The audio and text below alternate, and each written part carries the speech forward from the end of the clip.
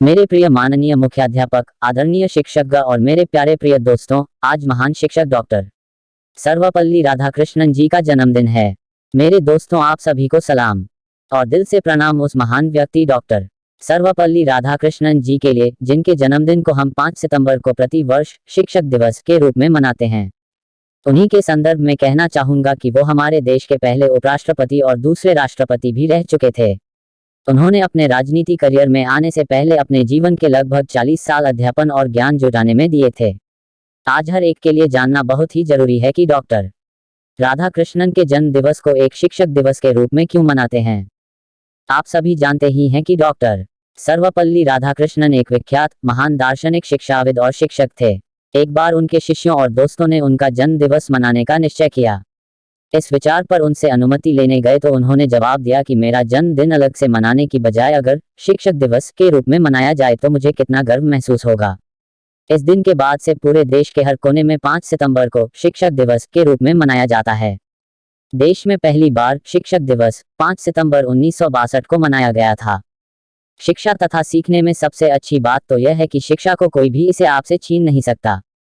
धन और दौलत तो चोरी भी हो सकता है, लेकिन आपकी शिक्षा का पूरा श्रेय एक शिक्षक को ही जाता है। नन्हे मुन्हे और छोटे बच्चों पर तो शिक्षक का प्रभाव कुछ ज्यादा ही होता है।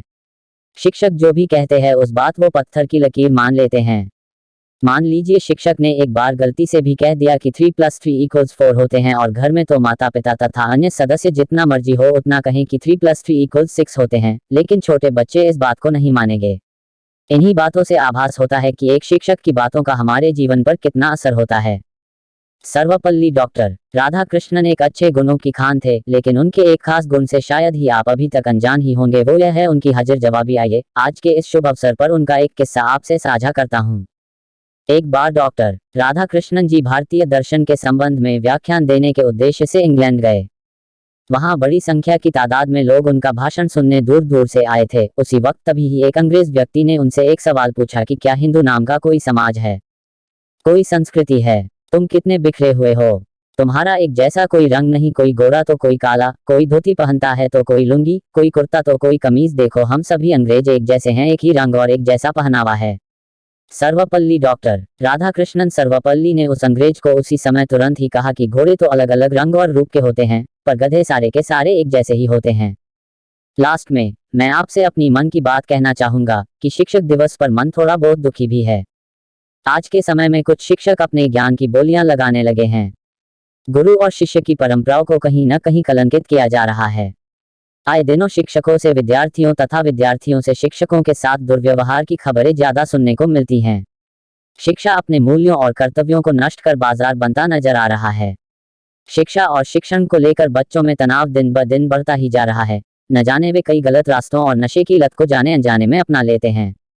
आइए हम सभी इस शिक्षक दिवस के इस शुभ अवसर पर हम सभी विद्यार्थीगण और शिक्षकगण एक दूसरे के साथ मिलकर यह शपथ लें कि हम गुरु और शिष्य की इस महान परंपराओं को बेहतर और सही ढंग से समझें और एक अच्छे भावी समाज के निर्माण में मिलकर सभी अपना सहयोग दें। शिक्षा को बाजारी बनने से रोकें तथा सरकार के साथ साथ हम सबको भी मिलकर शिक्षा के क्षेत्र में एक नए भारत के निर्माण में अपना योगदान दें। जिन्होंने हमें शिक्षा देकर जिंदगी में जीना सिखा दिया है, ऐसे गुरु को मैं प्रणाम करता हूँ। शिक्षक ज्ञान की छवि है, शिक्षक के बिना भला किसने विद्या पाया है। अरे शिक्षक तो वह महान व्यक्ति है जिसने हमें जीवन जीना सिखाया है। ऐसे महान शिक्षक को मेरा शत शत नमन। शिक्षक के ज्ञान का कोई नहीं लगा सकता मोल, लाखों करोड़ों से भी ज्यादा है शिक्षक की शिक्षा का अनमोल। भारत माता की जय। धन्यवाद। जय हिंद, जय किसान। प्रिय दोस्तों, उम्मीद करता हूं कि आपको डॉक्टर सर्वपल्ली राधाकृष्णन जी के जानकारी पसंद आई होगी। यदि आपको जानकारी अच्छी लगे तो अपने दोस्तों में ज्यादा से ज्यादा शेयर करें।